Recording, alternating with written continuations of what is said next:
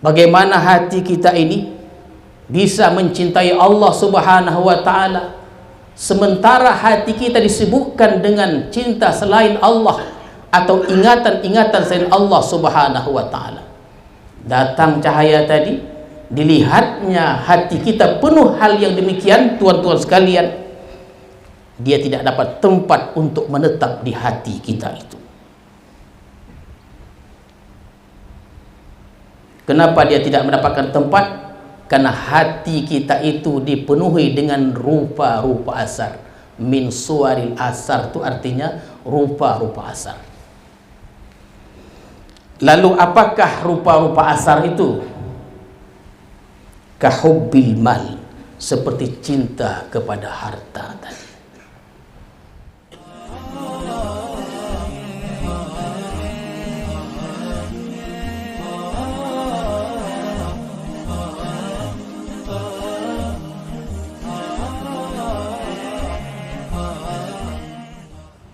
Bismillahirrahmanirrahim. Assalamualaikum warahmatullahi wabarakatuh.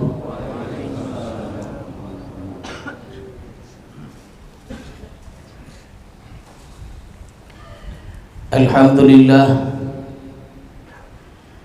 alhamdulillahilladzi hadana li tahsilil anwar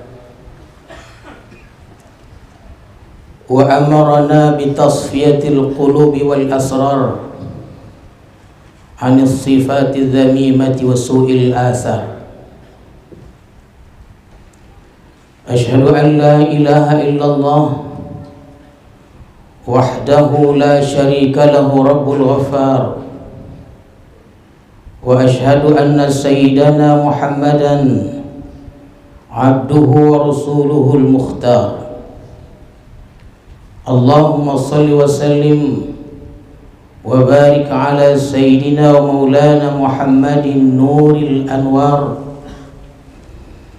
wa ala alihi wa sahbihi wa dhurriyyatihi wa atba'ihi al-akhyar, amma ba'du.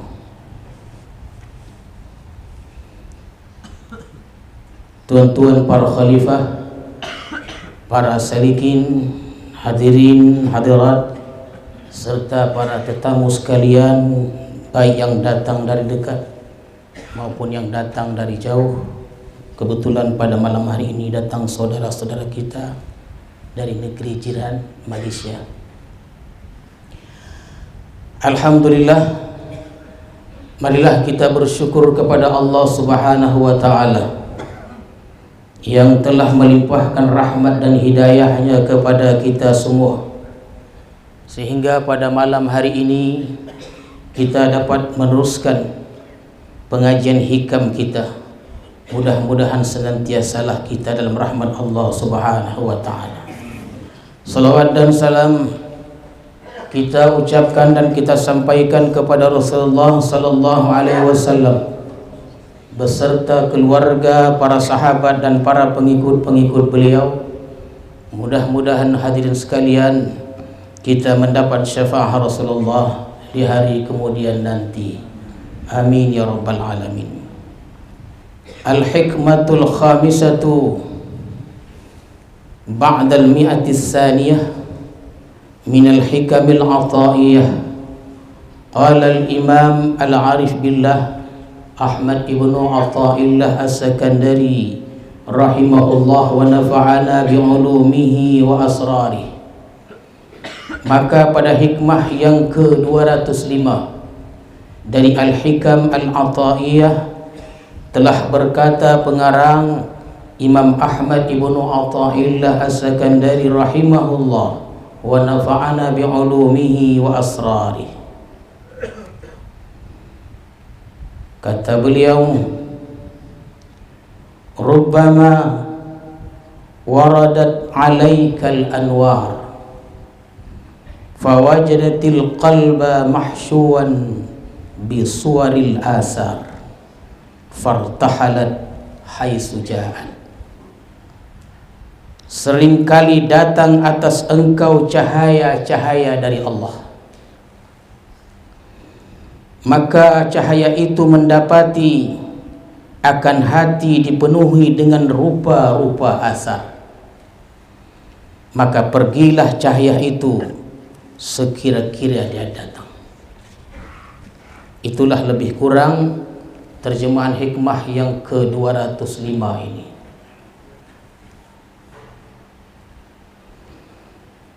Al-anwarul ilahiyah kasiran ma taridu 'alal qalbi fala tajidu fihi mawdi'an listiqrariha. Cahaya-cahaya dari Allah, baik itu cahaya Islam, cahaya iman ataupun cahaya ihsan, seringkali cahaya-cahaya itu datang ke hati, maka cahaya itu tidak mendapati di dalam hati kita itu tempat untuk menetap. Jadi tuan-tuan sekalian, cahaya-cahaya dari Allah itu datang dia ke hati kita, ditengoknya hati kita penuh, dilihatnya tidak ada tempat bagi cahaya itu untuk menetap dalam hati itu, penuh dalam hati itu. Jadi kenapa hati itu tidak mendapati tempat untuk dia tinggal di hati kita itu? Lima ghalaba alaihi min suwaril asar, karena sesuatu yang telah menguasai atas hati itu daripada rupa-rupa asar.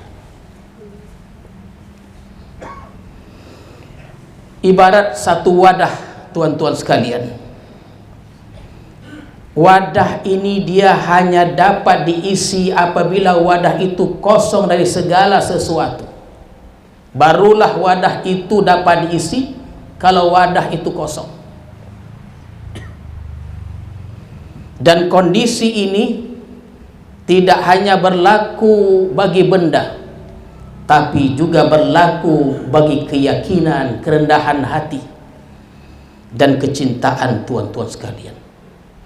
Maka apabila hati kita ini dipenuhi dengan kecintaan kepada yang batil, maka tidak ada tempat lagi cinta dalam hati kita kepada Allah Subhanahu wa ta'ala. Bagaimana hati kita ini bisa mencintai Allah kalaulah hati itu mencintai segala selain Allah Subhanahu wa ta'ala? Bagaimana hati kita ini bisa mencintai Allah Subhanahu wa ta'ala sementara hati kita disibukkan dengan cinta selain Allah atau ingatan-ingatan selain Allah Subhanahu wa ta'ala?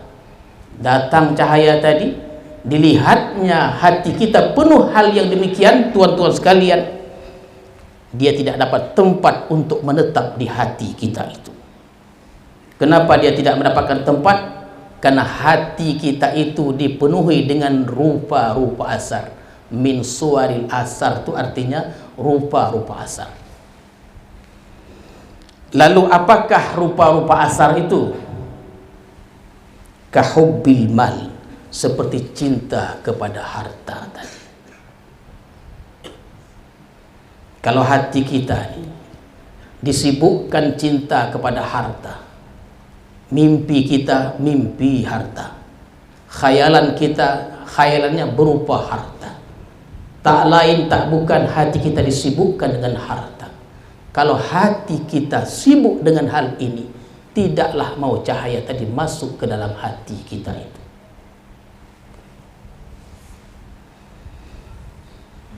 Sibuk memikirkan harta, jabatan, kedudukan, pangkat, memikirkan keluarga, anak dan sebagainya. Hati terkuras oleh harta tadi, tuan-tuan sekalian. Bahkan hati itu mungkin ada hal-hal lain pula. Apa dia? Wakarria, seperti ria. Hati itu menyimpan ria. Ada ria pula dalam hati itu. Wasum'ah, sum'ah. Sum'ah itu kan artinya dari kata samia, mendengar. Ada orang beramal, berbuat, dia ingin orang lain mendengar, lalu orang itu memuji dirinya. Wasum'ah, ria juga, tuan-tuan sekalian. Wal kibri, sombong. Wal hikdi, dendam. Wa ghairiha minas sifatiz zamimah, dan selainnya dari sifat-sifat tercela. Maka apabila hati kita dipenuhi dengan hal-hal yang demikian, tidaklah mau cahaya itu masuk ke dalam hati kita. Dia datang cahaya tadi, ditengoknya hati itu penuh, fartahalat, dia pun pergi berangkat dari mana? Minal makanil ladzi nazalat fihi wa huwal qalb, dari tempat yang dia sudah turun pada tempat itu, yaitu hati tadi, tuan-tuan sekalian. Lalu kenapa hati itu, hati yang demikian tadi tidak mau ditempati oleh cahaya itu? Kenapa dia tak mau? Karena cahaya itu dia tidak mau bergabung, bercampur dengan suaril asar, tak mau. Cahaya-cahaya itu yang datang dari Allah takkan mau dia bercampur dengan perasaan cinta kepada selain Allah, cinta harta, pangkat, kedudukan. Cahaya tidak mau terkumpul dengan hal-hal yang demikian, tuan-tuan sekalian. Kenapa? Li'annaha mutahharatun muqaddasatun, karena cahaya itu adalah suatu yang suci. Kalau kita analogikan seperti kita ingin menuangkan air bersih, air minum ke sebuah cawan atau gelas yang ada najis dalamnya. Kita ingin menuang air bersih, air untuk kita minum. Kita tuangkan, ingin kita tuangkan ke gelas, ternyata dalam gelas itu ada tai cicak mungkin atau bekas tai cicak. Takkan mau kita menuangkan air itu ke dalam cawan itu, tuan-tuan sekalian. Jadi cahaya itu adalah barang yang suci. Li'annaha anwarun ilahiyatun mutahharatun muqaddasatun fala tastaqirru fil qalbil mudaddas bidzalik. Cahaya dari Tuhan tidak mau tetap di hati yang dikotori dengan yang demikian tadi, tuan-tuan sekalian. Pada pertemuan sebelumnya kita ada sampaikan, kita ini menjadi mulia karena ada cahaya itulah. Bahkan diperbandingkan dalam sebuah hadis, pada pertemuan sebelum kita sebutkan, andai kata kita robohkan Ka'bah Baitullah itu, kita cabut batu batanya satu persatu, lalu runtuhlah Ka'bah tadi rata dengan tanah, itu kan dosa. Tapi dosa itu lebih kecil dari membunuh seorang yang beriman. Kenapa orang beriman itu mulia? Karena ada cahaya dalam diri orang beriman itu, walaupun dia seorang yang asi, bermaksiat kepada Allah Subhanahu wa ta'ala. Kaman hadara majlisa ilmin fastama'a kalam Allah ta'ala wa kalam rasulih wal hukama minal awliya'i wal ulama, fadakhala al-qalba fala yajidu fihi mawdi'an istaqarra fihi fartahala min. Kaman hadara majlisa ilmin, seperti orang yang datang hadir ke majlis ilmu, seperti kita nih tuan-tuan sekalian. Setiap malam Kamis, setiap malam Rabu, malam Kamis, dan setiap malamnya ada pengajian di madrasah ini. Dan kita setiap malam Kamis kita berkumpul di majlis ilmu ini. Kumpul kita seperti ini. Fastama'a kalam Allah, lalu dia mendengar firman-firman Allah, wa kalam rasulihi, dan hadis-hadis Rasulullah. Kemudian perkataan-perkataan para ulama ahli hikmah dari aulia dan ulama. Itu semuanya tuan-tuan sekalian anwarun, cahaya-cahaya. Perkataan-perkataannya kita dengar dalam majlis ilmu itu adalah anwarun, cahaya-cahaya. Fadakhalal qalba, maka masuk ke dalam hati. Kita berkumpul ketika firman itu dibacakan, masuk ke dalam hati kita. Dibacakan hadis-hadis Allah, masuk ke dalam hati kita. Perkataan-perkataan para alim ulama masuk, fadakhalal qalba, masuk ke dalam hati kita. Apa yang kita dengar itu. Tapi cahaya tadi itu masuk, dia mendapati hati kita tidak ada tempat untuk dia tinggal di situ, tuan-tuan sekalian. Masuk dia, tapi dia tak ada tempat. Penuh hati tadi. Fartahala minhu, dia pun pergi, dia pun berangkat cahaya tadi. Dalam cakap orang, cahaya tu masuk dia, ditinjaunya hati tu ponoh, naik lagi dia keluar tengok kiri. Ponoh ditengoknya hati kita itu. Maka keadaan orang seperti ini, dia mendengar firman Allah, hadis Allah dan perkataan-perkataan alim ulama, sebelum dan sesudahnya tidak bisa mengambil manfaat dengan hal yang demikian. Kenapa tuan-tuan sekalian? Karena cahaya itu singgah tak menotap dia. Ditengok aja, ditinjaunya, kontrolnya, tak singgah dia pun berangkat. Memanglah kita berkumpul seperti saat ini, banyaklah betul pahalanya, banyak ganjarannya, ada imbalannya, banyak manfaat dan faedahnya. Akan tetapi kita mungkin tidak dapat mengambil manfaat dari hal yang demikian. Kenapa? Karena cahaya itu tak bisa singgah dia. Yang kita inginkan adalah kita mendengar firman-firman itu dan mau dia menetap tinggal di hati kita. Banyak berkahnya kita kumpuli tuan-tuan sekalian. Bahkan dalam perjalanan, kata hadis Allah, itu orang yang menuntut ilmu itu dinaungi, dipayungi dia, tapi tak nampaklah payung tu. Tuan tak nampak payung tu dah. Dinaungi sampai ke tempat menuntut ilmu tadi, tapi tidak mendapatkan manfaat yang kita inginkan itu. Yang kita inginkan itu adalah cahaya yang masuk itu, yang kita ingin menetap dalam hati kita itu. Kita baca Quran, kita baca surah Yasin, kita baca surah Waqiah, kita baca surah Muluk. Keadaan kita sebelum dan sesudah membaca sama saja tuan-tuan sekalian.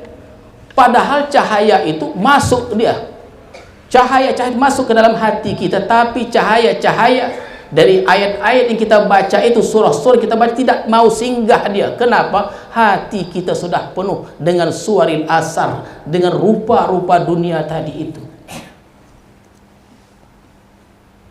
La yantafi' bidzalik, tidak bisa mengambil manfaat dengan demikian tuan-tuan sekalian.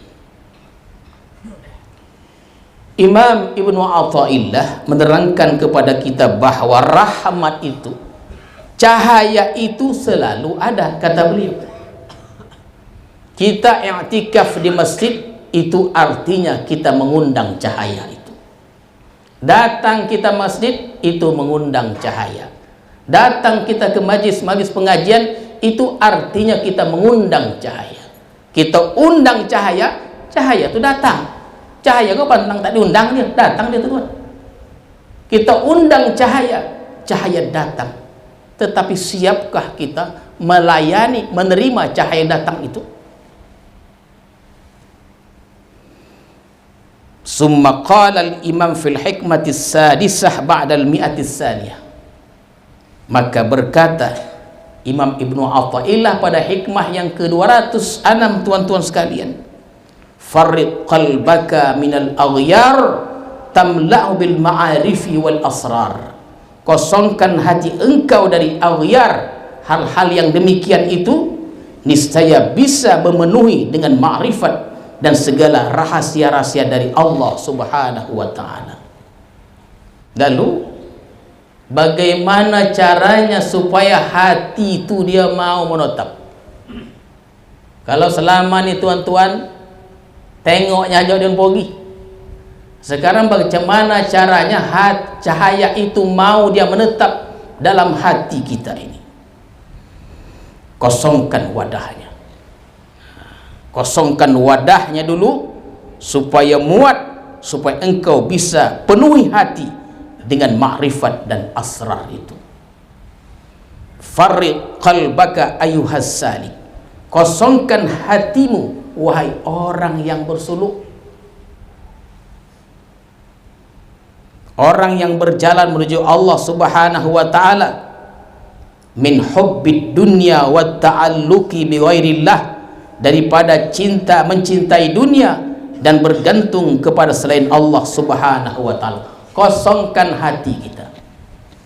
Jadi tuan-tuan sekalian, kalaulah kita mau cahaya itu masuk dan menetap di hati kita, kosongkan. Yang pertama dari mencintai Allah, dari mencintai dunia, dan kosongkan dari bergantung kepada selain Allah Subhanahu wa taala. Lalu bagaimana pula caranya mengosongkan hati kita dari cinta dunia tadi dan mengosongkan hati kita dari bergantung kepada selain Allah? Wa dzalika bizuhdi fiha wat tawakkuli 'ala Allah taala hatta la yabqa fi qalbika illa hubbullah ta'ala wal i'timadu billahi ta'ala. Itulah dia jawabannya. Cara mengosongkan hati dari cinta dunia dengan zuhud, dan cara mengosongkan hati dari berpegang kepada Allah dengan bertawakal kepada Allah Subhanahu wa taala, sehingga hati tuan-tuan sekalian tidak ada yang tersisa dalamnya selain mencintai Allah dan berpegang kepada Allah Subhanahu wa taala. Jadi tuan-tuan sekalian, dua macam itulah supaya terisi hati dengan cahaya itu.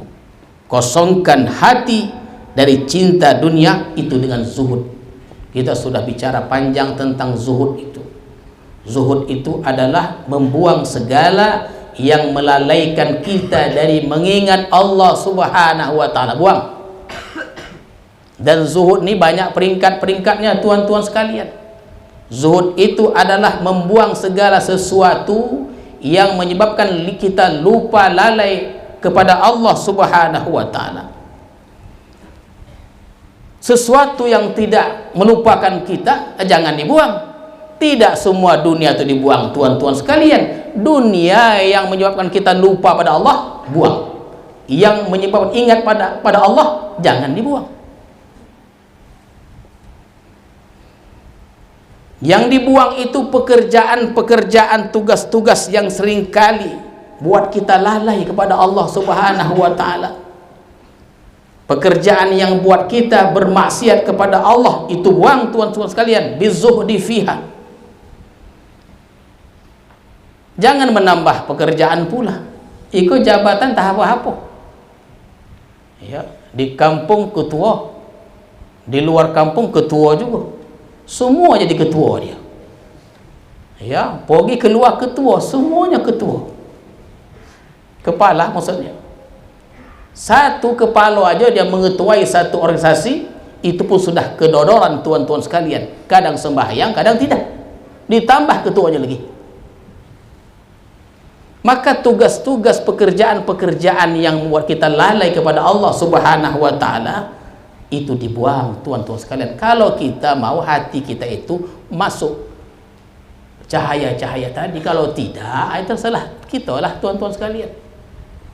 Rumah diperindah boleh, ada kan tak boleh. Di rumah kita bosakan, setiap tahun kamar bertambah, setiap tahun berganti catnya. Kadang hijau, kadang kuning, kadang hitam, putih dan sebagainya. Berganti-ganti setiap tahun.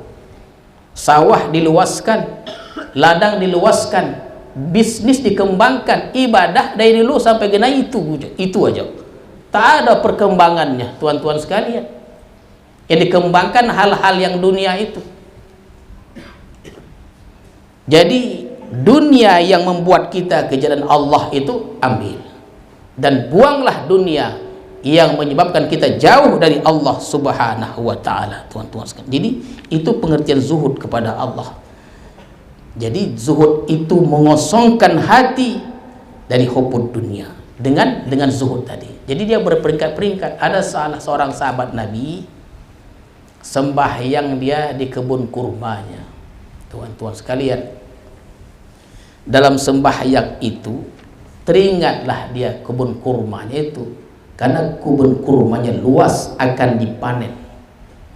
Dalam sembahyang tuh ingat dia kebun kurmanya itu.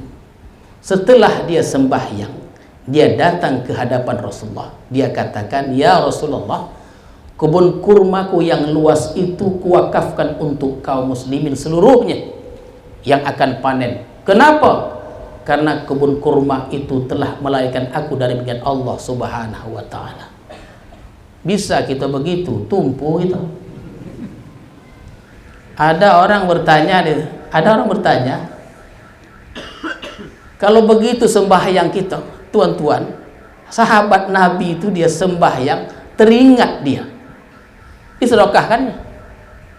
Kalau kita ini setiap saat teringat.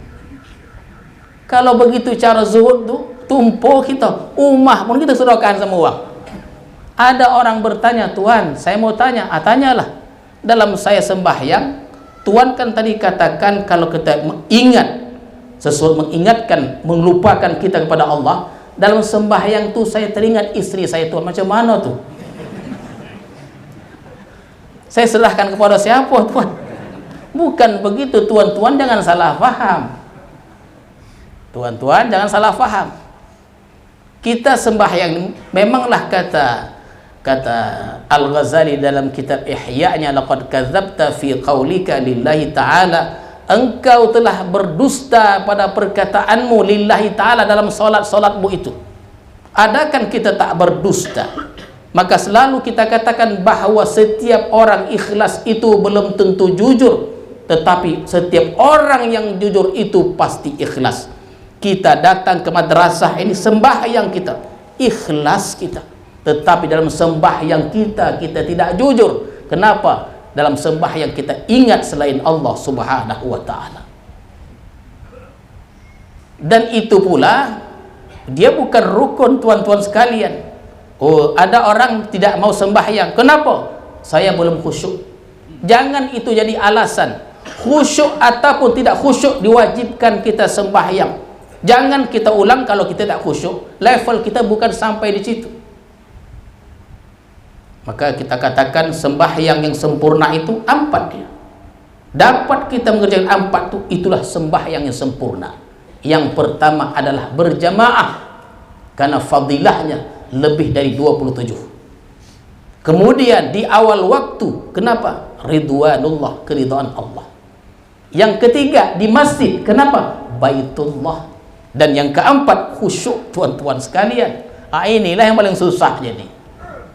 Jadi nanti kalau pulang ke rumah bini bertanya, jangan salah jawab. Ya, bukan begitu dia. Orang-orang yang dekat ni begitulah dia, tuan-tuan sekalian. Abu Bakar ni dia, sebaik dia tegak untuk menghadap Allah seperti tongkat yang ditancapkan. Ada orang sembahyang, dia punya pokok juga, hinggaplah burung di pokok itu. Setelah itu ditebangnya pokok itu. Kenapa? Ketika dia sembahyang, hinggap burung di pokoknya itu, burung itu berkicau. Kicauan itu mengganggu sholatnya. Kita diganggu, tak diganggu sama aja nampak gitu. Jadi tuan-tuan sekalian, cara mengosongkan hati dari hubbud dunia dengan zuhud tadi. Zuhud itu dia, orang zuhud ni dia mampu dia meninggalkan yang halal. Wara' ni dia sangat hati-hati dari perkara halal dan haram. Hati-hati dia. Setiap orang wara' belum tentu zuhud, setiap zuhud pasti wara', kan begitu. Wara' ni dia hati-hati mana yang halal, mana yang haram. Orang yang zuhud ini, tuan-tuan sekalian, jangankan yang haram, bahkan dia mampu meninggalkan yang halal kalau yang halal itu mengganggu hubungannya dengan Allah Subhanahu wa Ta'ala.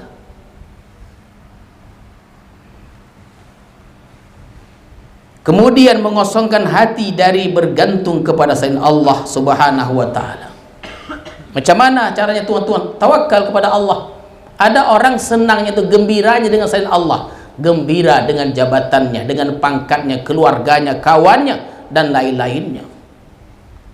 Farriq qalbaka ayyuhas salik min hubbid dunya wa ta'alluqi bi ghairillahi wa dzalika bizuhdi fiha wa tawakkul 'ala Allah ta'ala hatta la yabqa fi qalbika illa hubbullahi ta'ala wal i'timad billahi ta'ala fatadkhulul qalbal anwarul ilahiyah. Maka kalau sudah kosong dia, tuan-tuan sekalian, masuklah cahaya-cahaya tadi ke dalam hati kita, wa tastaqirru fiha, dan menetaplah dia dalam hati kita. Kalau cahaya itu sudah menetap dalam hati itu, tuan-tuan sekalian, fatadzuqa halawatal ibadati wal khusyu' fiha hatta tusyahidal asya' kulluha billahi ta'ala la taqumu binafsiha. Maka kamu akan menemukan kenikmatan ibadah, menemukan khusyuk dalam sembahyang kamu, ibadah kamu.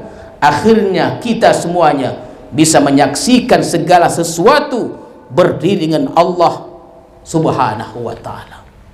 Jadi tuan-tuan sekalian, begitulah dia cara dikosongkan dengan dua hal itu, sehingga kita bisa menyaksikan Allah, bisa kita khusyuk dalam ibadah-ibadah kita. Para ulama menjelaskan bahwa tanda atau alamat orang yang hatinya dipenuhi oleh suaril asar tadi, ada tandanya tuan-tuan sekalian. Hati yang tidak dapat dimasuki, tidak dapat ditembusi oleh cahaya itu, ada tandanya. Kita rasakanlah, ada tidak tanda itu pada kita. Kalau ada tanda-tanda yang akan disebutkan ini, niscaya cahaya-cahaya itu tidak akan masuk dan menetap dalam hati kita. Yang pertama, ya'taqidu annal asbaba yu'assiru ma'allah. Orang yang mengiktikadkan bahwa sebab itu memberi bekas beserta Allah Subhanahu wa ta'ala. Jadi kita mengiktikadkan dalam hati kita sebab asbab itu, Tuhan, itulah yang menentukan. Tak boleh, jangan begitu. Kalau saya tidak bekerja, bagaimana saya mau makan? Kalau saya tidak makan, bagaimana saya mau kenyang? Allah memerintahkan kita bersebab. Allah perintahkan kita bersebab. Allah perintahkan kita untuk berusaha, bekerja, kemudian makan, minum.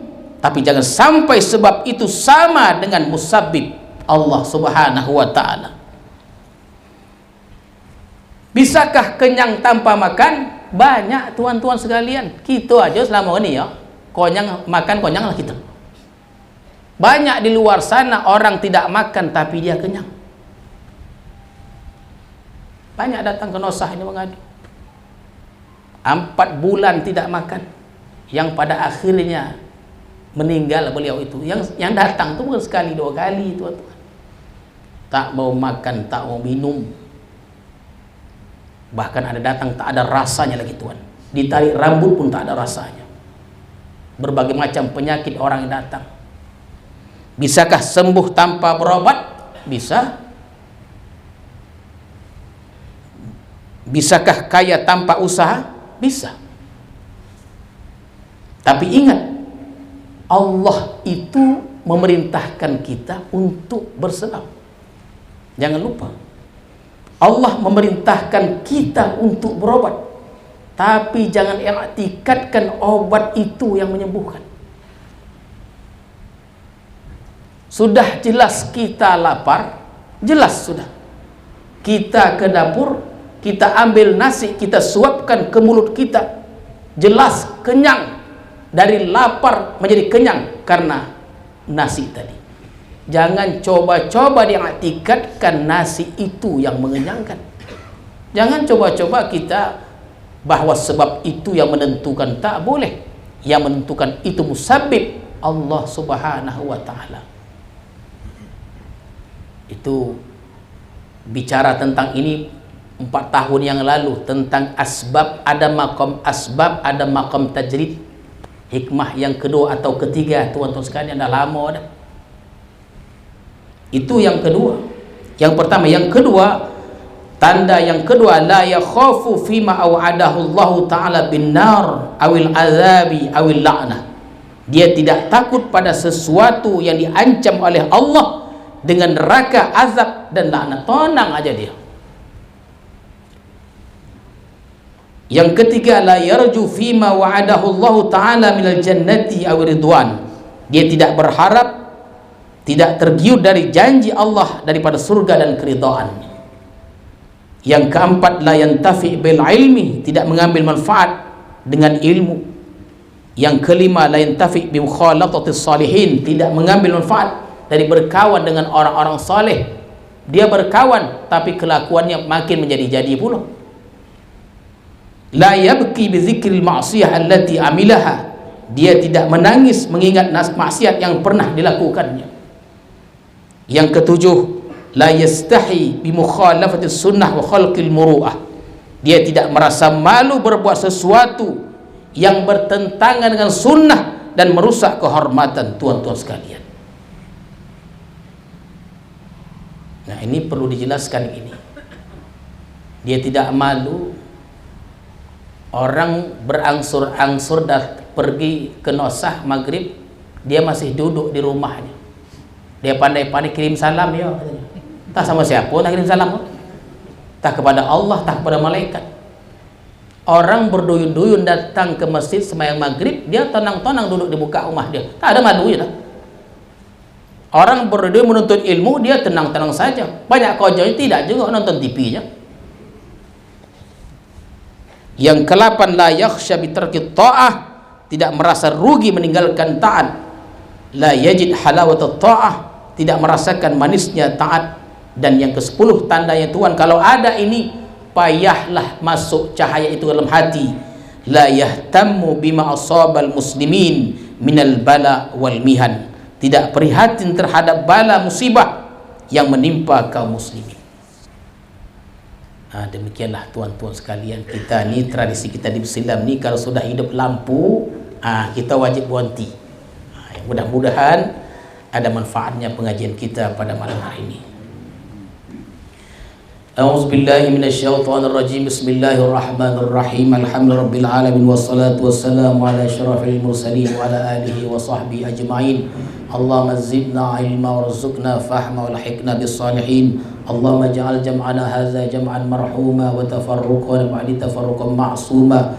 Wa sallallahu ala sayyidina Muhammadin wa ala alihi wa sahbihi ajma'in. Subhana rabbika rabbil izzati amma yasifun wa salamun alal mursalin walhamdulillahi rabbil alamin. Assalamualaikum warahmatullahi wabarakatuh.